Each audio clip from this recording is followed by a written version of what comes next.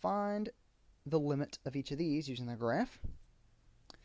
All right, so as x approaches negative 8, so as x approaches negative 8, so that would be approaching this. So our y values are getting very close if we follow along that graph.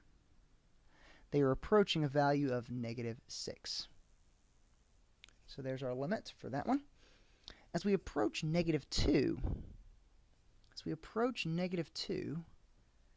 we are coming up to this. Okay, from one side we have that. As we come from the other, those two don't quite go to the same place. Okay, so this does not exist. DNE. Well, a formal statement of that in a second. As x approaches 6, positive 6,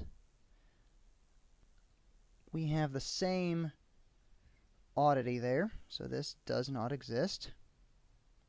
As x approaches 10, okay, there we have something. Our y value at that point is 0.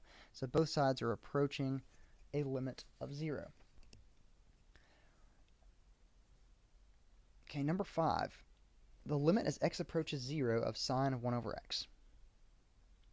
Well, if we look at our graph, what happens with this is our function does this. Okay, as we approach both sides, it oscillates wildly between -1 and 1. Okay, it goes back and forth, back and forth. So this one also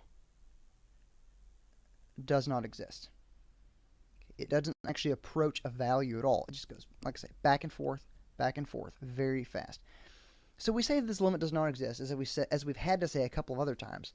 We have to be kind of careful to look out for things like that. It has to approach and stay close to a value. So it appears to approach 1, but then it doesn't stay very close to 1. It bounces back and forth away from it. Okay, so we have to be aware of that. All right, number 6. Again, I want to look at our graph. And it's as x approaches 2. So we are looking at this value right. There's our x value. So as we approach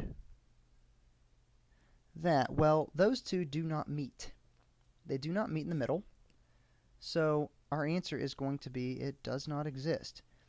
And so this example prompts us to maybe consider this question. Is simply saying that the limit doesn't exist, is that enough? Is there anything more we can say about what's happening at that point?